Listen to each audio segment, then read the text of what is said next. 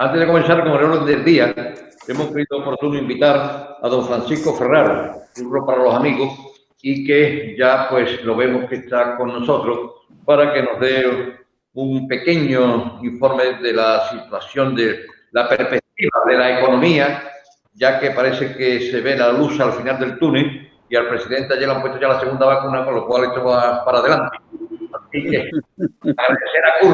agradecer a Curro su presencia, como siempre, colaborando con la Cámara y el Observatorio Económico de Andalucía, pues exactamente igual. Así que, para que te puedas marchar, Curro, te damos paso. Adelante, Curro. Pues muy bien. Buenos días a todos. Gracias, presidente. Buenos días a los amigos, a los conocidos y también a los desconocidos. Por lo que me pide el presidente es que haga una intervención no muy larga sobre el panorama y las perspectivas económicas a las que nos estamos enfrentando en este momento.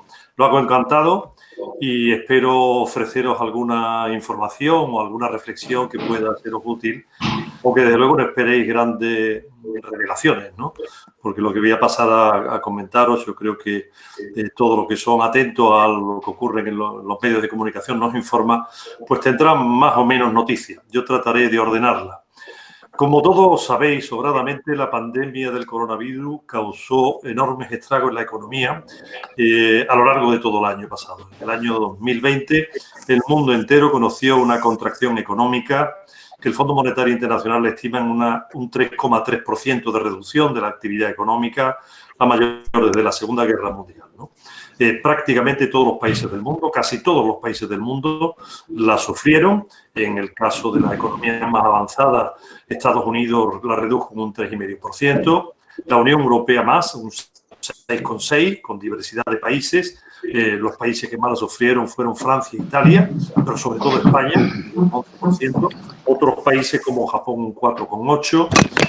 Lo único que se podamos decir que era un país significativo que se salvó fue China, que aunque fue el origen de la pandemia, pues como todos sabéis, a partir del tercer trimestre pues empezó a tener crecimientos positivos y terminó el año con un balance de un aumento de la producción de 1,3%. Pero en fin, todo eso es ya agua pasada, todos lo sabemos, y lo que tenemos que quiero hablaros es del presente y del futuro. El presente, para los economistas, es lo que nos ha ocurrido hace poco, en estos días, ¿no? El primer trimestre del año ha estado todavía muy condicionado por la pandemia, por los rebrotes, pero se ha empezado la vacunación, ¿no? En algunos países se ha intensificado la pandemia, en buena parte de América Latina, en buena parte de África. Brasil particularmente la ha sufrido mucho y mucho más recientemente y de manera muchísimo más grave, como todos sabéis, lo está sufriendo la India. Pero algunos otros países como Estados Unidos, como el Reino Unido, como China, en el primer trimestre han empezado ya a recuperar la actividad en la medida en que el ritmo de vacunación pues, ha ido mejorando, ¿no? La Unión Europea no se ha podido sumar a esa recuperación de este primer trimestre porque han aparecido rebrotes a partir de la Navidad en la mayoría de los países europeos, y aunque todavía no tenemos cifras oficiales del comportamiento del primer trimestre, tampoco para España, se espera una ligera contracción. En España, como les decía, a falta de estimaciones, se espera un balance ligeramente negativo del Producto Interior Bruto en el primer trimestre de este año, como consecuencia del rebrote de la pandemia a partir de Navidad y de las restricciones consiguientes que se han hecho a la movilidad y a la actividad productiva, ¿no? Lo que ha seguido manteniendo un alto nivel de paro, incertidumbre en los agentes económicos, retracción en el consumo y la inversión, mientras que aumentaba el ahorro. Hace un rato, a las 9, hace una hora, se han dado a conocer las cifras de la encuesta de población activa, que ha empezado con una destrucción de 137.500 empleos en el primer trimestre. Como digo, este es el dato de hoy. Un dato que para el conjunto de España, esa contracción se debe sobre todo a la disminución de la población activa. Por el contrario, en Sevilla, los datos también del primer trimestre que tenemos calentitos de hace un rato, como os digo, es que también ha aumentado el paro y ha aumentado no por el aumento de la población activa, sino por la disminución del empleo, ¿no? No obstante, aunque, como digo, el primer trimestre va a ser, cuando tengamos los datos de estimación del crecimiento del PIB, pues va a ser negativo, empiezan a aparecer algunos indicadores que muestran valores positivos para el conjunto de España y también para Andalucía en el mes de marzo, como es el consumo de cemento, la matriculación de automóviles y de vehículos industriales, o de los afiliados a la Seguridad Social, ¿no? Los afiliados a la Seguridad Social van mejorando significativamente en el último mes del que disponemos de datos, no se ha concluido. En algunos sectores como construcción, donde crece fuertemente la afiliación, en sanidad, también el número de autónomos, las actividades administrativas, la agricultura, en información y comunicaciones, en educación y en administraciones públicas. Todas esas actividades ya en el mes de marzo dan signos de actividad a través del indicador que para los economistas es el número de afiliación. Mientras otros indicadores no es que vayan a peor, sino que están en tasas negativas interanuales, aunque esas tasas van siendo en general algo menores, lo cual también apuntan a que van camino de una recuperación. Y a pesar de ello, lo que observamos los economistas es que incluso manteniendo el mismo de restricciones económicas y a la movilidad, se observa un cierto acomodamiento a las nuevas circunstancias de las empresas, de los procesos productivos, de los agentes económicos en general. Quiero decir con ello que parece que si se mantuviese el nivel de la pandemia y las restricciones, cosa que esperamos que no va a ser así, claro está, podría seguir recuperándose poco a poco la economía, porque en algunas actividades, cuando menos, se van acomodando. Bien. Pero con esto sirva todo lo que he contado de qué es lo que ha pasado hasta aquí y veamos cuáles son las perspectivas, ¿no? Y bueno, las perspectivas y las tendencias en el mundo en general son consecuentes con esos indicios de una próxima recuperación, ¿no? Se hacen más palpables en los países en los que la vacunación está más avanzada, como es el caso de Estados Unidos, el Reino Unido, ¿no? Donde las expectativas registran ya una intensa recuperación, ¿no? Unas perspectivas de recuperación que desde luego divergen entre sectores y divergen entre países, ¿no? En función de los trastornos que la pandemia está produciendo y el grado de respaldo también de las políticas públicas de apoyo a la recuperación. El Fondo Monetario Internacional para el mundo, en sus perspectivas, que las más cercanas, las últimas, es de principios de este mes de abril, prevé que el crecimiento mundial será de un 6% en este año. Con esto mejora las previsiones que había hecho en sus anteriores análisis prospectivos, ¿no? Prevé, por tanto, un 6% para el conjunto del año en 2021 y para 2022 un crecimiento del 4,4%, ¿no? La revisión al alza es consecuencia de un mayor respaldo fiscal, sobre todo de las grandes potencias económicas, del avance de la vacunación previsto, sobre todo en el segundo semestre, que se prevé que haya un avance ya muy generalizado, aunque muchos países en vía de desarrollo seguirán teniendo bajas tasas de vacunación, incluso a final de año, y también, como decía, de la continua adaptación de la actividad económica a la reducción de la movilidad, ¿no? Las previsiones de crecimiento mundiales están encabezadas por China, con una previsión de un crecimiento del 8,4%. Bueno, realmente, según el Fondo Monetario Internacional, el país que más va a crecer este año sería la India, pero evidentemente eso lo ha hecho antes del rebrote trágico que se está produciendo, como sabéis, en estos días. Estados Unidos prevé que se crezca un 6,4%, bastante más que la Unión Europea, un 4,4%, y dentro de la Unión Europea, a España es de los países que se le prevé un mayor crecimiento, un 6,4%. Los países emergentes crecerán por encima, un 6,7%, pero con una intensidad desigual, bastante más alta de los países asiáticos y bastante más baja de los países latinoamericanos. Pero en cualquier caso, recuperación en todo el mundo, aunque esto, no obstante, sigue habiendo una gran incertidumbre que está relacionada con el curso de la pandemia y también con la eficacia de las políticas de apoyo y también que las vacunas pues faciliten la normalización, ¿no? Por otra parte, y más a corto plazo, y una visión de las perspectivas nos la da un indicador que cada vez es más comúnmente utilizado por todos los analistas económicos, que son las encuestas que se le realizan a los gerentes de compra de las grandes empresas en el mundo.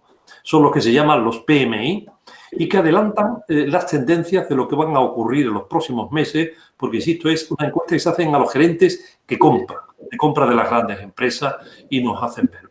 Esta encuesta se realiza cada mes y consta de dividen entre las actividades industriales, empresas industriales, y las empresas del sector servicio.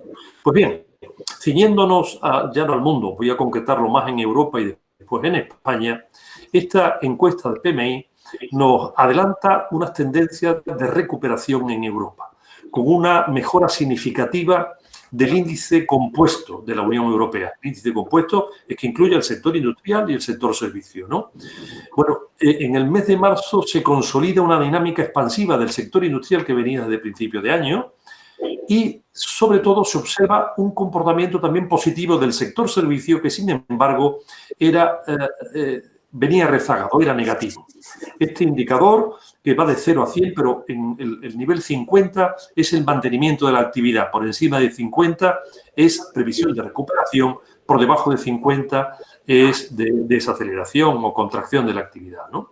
Pues bien, este comportamiento, que ya era positivo en marzo, se intensifica en las cifras provisionales del mes de abril, que dentro de unos días se confirmarán, ¿no? Y eso, además, a pesar del deterioro en el mes de abril de un país tan importante como Alemania. Reitero, por tanto, que estos datos, que son muy significativos, que los analistas cada vez han comprobado que son más decisivos para explicar lo que viene en el futuro más próximo, pues parece que nos habla de una recuperación clara en Europa en los últimos meses. Y ya concentrándonos en el resto de lo que les voy a hablar, en España, con alguna referencia a Andalucía. En España, las previsiones de crecimiento para el conjunto del año 2021 se sitúan en torno al 6%. El Gobierno estima un 6,5%, el BBVA Research un 5,5%, el Fondo Monetario un 6,4%, el Banco de España un 6%. Como le digo, en torno al 6% son las previsiones de crecimiento para este año. Dado que, como les he dicho antes, el trimestre habrá tenido un balance y ligeras previsiones de crecimiento, exigen que en este trimestre que estamos, y más intensamente en el tercero y en el cuarto, es decir, en la segunda parte del año, se tendría que producir una recuperación vigorosa, intensa, ¿no? Y en ese sentido parece apuntar la encuesta del PMI a la que antes le hablaba, según la cual, si bien España sigue por debajo de Estados Unidos, la Unión Europea, en cuanto a lo que la encuesta que se le hace a los gerentes de compra de las grandes empresas, y que España sufrió una caída en este indicador tremendo en el mes de enero por la recaída de los contagios, el índice viene creciendo en febrero, un fuerte crecimiento en marzo que nos ha colocado ya en una posición positiva. El índice compuesto PMI está en el 50,1 en el mes de marzo. Dentro de ello, el sector manufacturero es positivo. Venía siéndolo ya, el de la industria venía siendo ya positivo, con un 56,9, mientras que el de servicios sigue estando por debajo del nivel de estabilidad. Está en un 48,1, viene mejorando desde niveles muy bajos. No tenemos indicador para el mes de abril, todavía para España, pero como digo, esta recuperación empieza a notarse ya en el mes de marzo.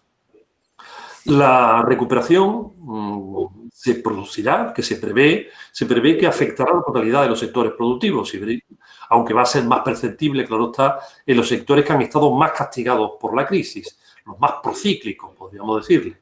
El caso de la hostelería, de la restauración, del comercio, actividades culturales y recreativas, el sector inmobiliario, aunque esto no signifique que estos sectores vayan a recuperar el nivel de actividad, el nivel de producción del año 2019, que, como todos saben, para el conjunto de la economía no lo esperamos para 2021, tampoco para 2022, sino para 2023. Pero, ¿de qué dependerá de que estas previsiones, que no es que sean algo extraordinario, porque la recuperación definitiva todavía está lejana, pero en cualquier caso positiva y sería de una recuperación pues importante, de un 6%. ¿De qué dependerá de que esto efectivamente sea así en el conjunto del año? o que no pueda alcanzarse. ¿Cuáles son las variables significativas, a mi juicio, para que se hagan efectivas? Bueno, la primera de ellas, sin lugar a duda, la más determinante para la recuperación, es el ritmo de vacunación. El ritmo de la vacunación es lo que va a determinar la confianza de los agentes económicos, que en definitiva son los que toman decisiones en una ocasión de consumo, en otro caso de contratación, de inversión, etc., ¿no? En segundo lugar, que no se produzcan rebrotes o al menos sustantivos, ¿no? Y que no surjan nuevas variantes del virus que exijan nuevas restricciones a la movilidad y nuevas restricciones a la actividad productiva. En tercer lugar, algo que todavía no podemos prever con precisión y son las secuelas que la crisis pueda generar en el tejido productivo y en el mercado de trabajo. Con esto lo que quiero referirme es que antes los economistas al principio de la pandemia pensábamos que iba a haber una crisis en forma de V, porque de una V pronunciada, una fuerte contracción, pero una vez que la pandemia pasase, iba a haber una recuperación inmediata porque las capacidades productivas seguían intactas. Bien, ha pasado más de un año y ya las capacidades productivas no están intactas. Ya hay cierres de empresas que no van a volver a abrir, otras que se encuentran en bastantes dificultades para poder abrir. Hay ajustes de plantilla en muchas empresas, algunas significativas que están, además, como el sistema financiero, el Airbus, en algunas grandes empresas que pueden tener gran trascendencia para el tejido productivo.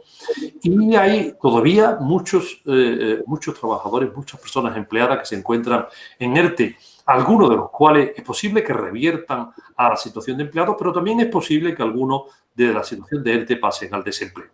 Consecuentemente, hay un conjunto de secuelas de la crisis, en algunos casos también de adaptación a las nuevas posiciones en el proceso productivo de algunas de las personas, de necesidad de recualificaciones, toda esa secuela que todavía no podemos valorar con precisión, o al menos cuantitativamente, pero que sí podemos señalar que van a ser significativas y condicionantes de la entidad de la recuperación a lo largo de este año.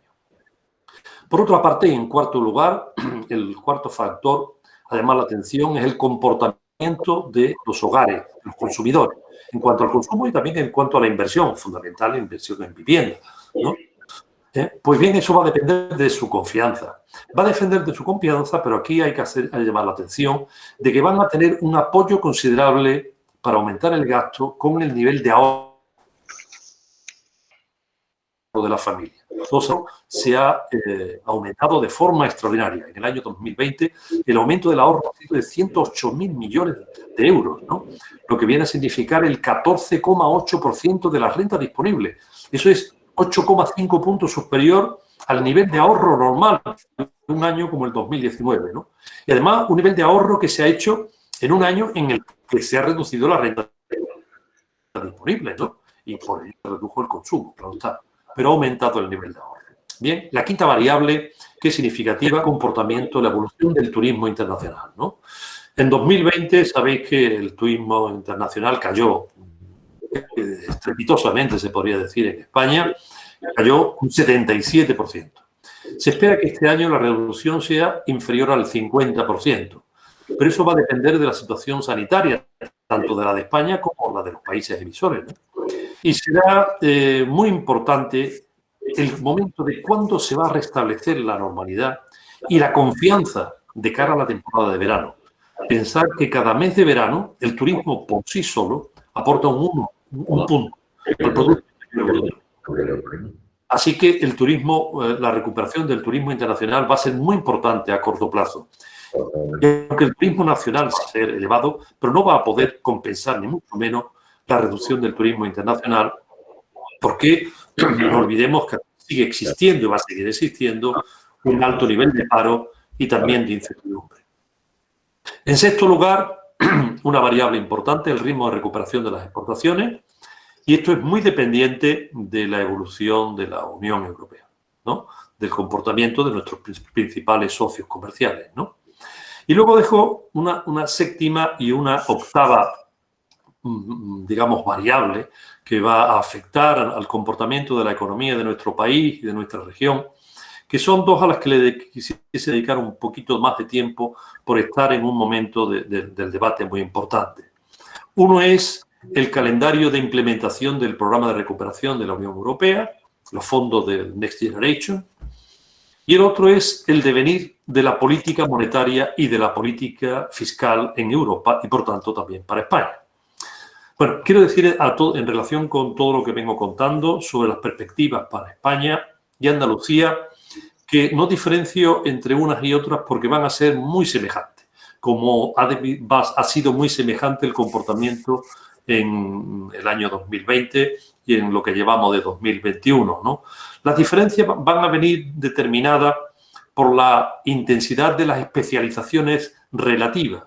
Andalucía está más especializada en algunos sectores, que en algunos casos nos viene bien ante la situación de esta crisis, como el de la agricultura o el sector público, pero en otros que nos vienen mal, como las actividades de servicios que exigen muchas relaciones humanas, la restauración, hostelería, comercio, turismo, y luego también estamos especializados, estamos poco especializados, tenemos una baja especialización en industrias manufactureras, en servicios empresariales, en finanzas, en telecomunicaciones, comercio electrónico o tecnología de la información y las comunicaciones en general.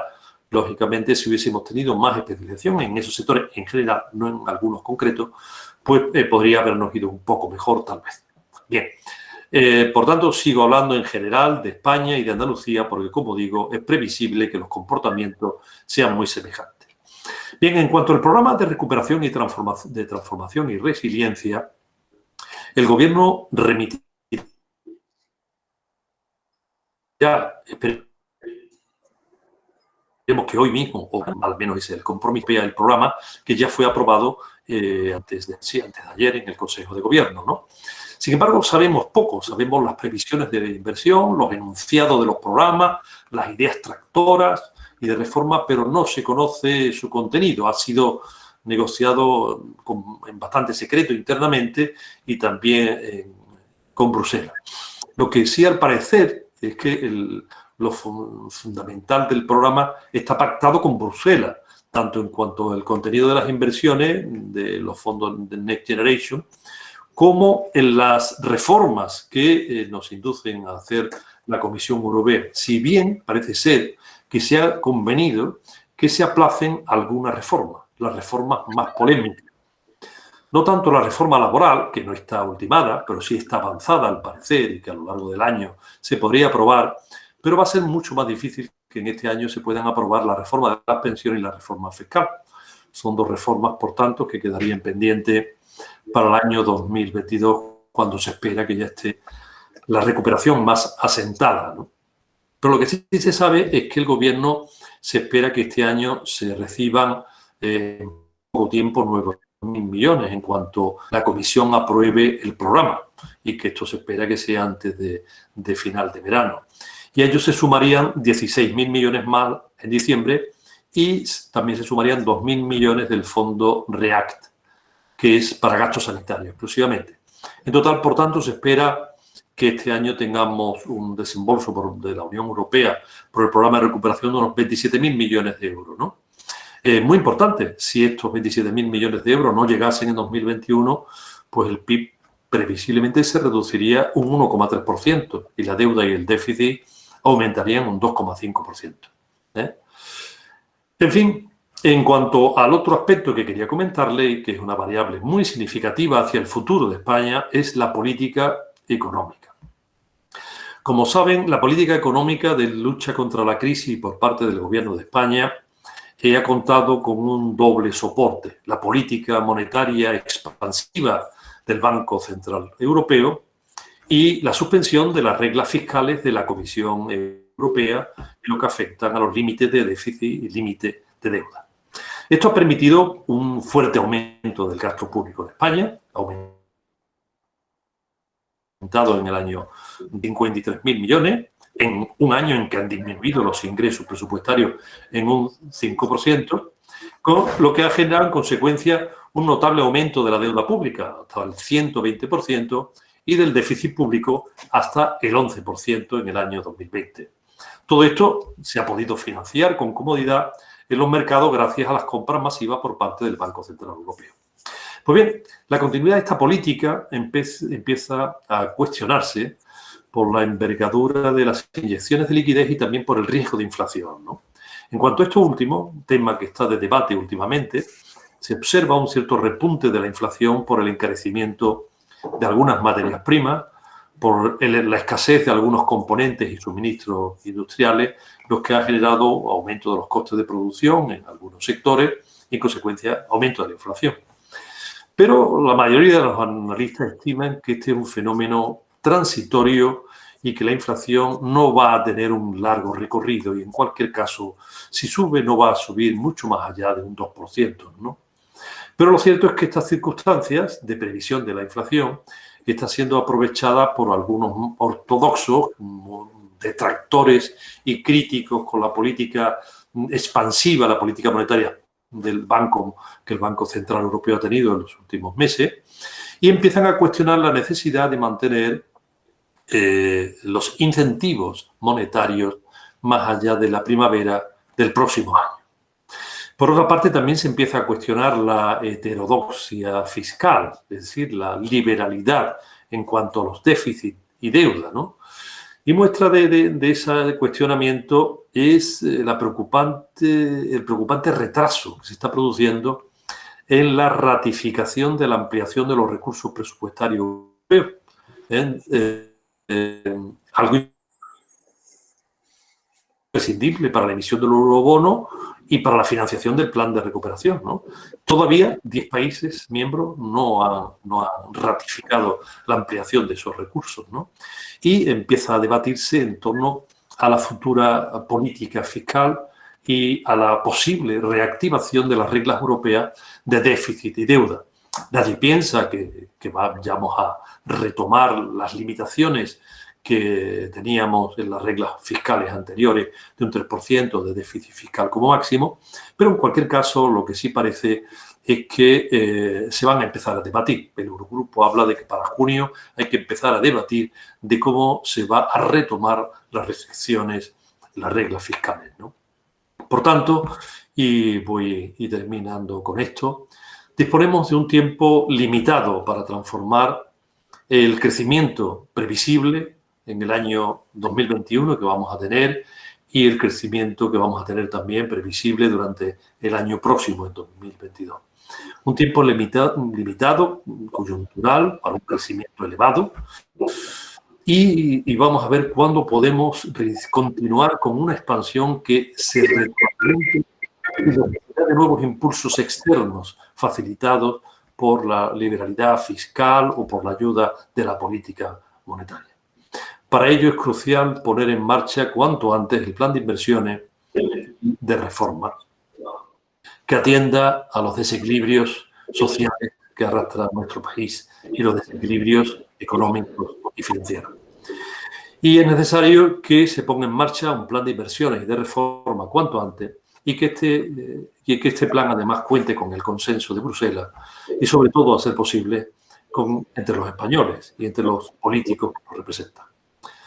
Pues nada más, hasta aquí. Espero no haberles aburrido y que haya sido de su interés o de algún interés lo que les he puesto. Si tienen previsto realizar alguna pregunta, en fin, por mi parte, si quieren, encantado estoy.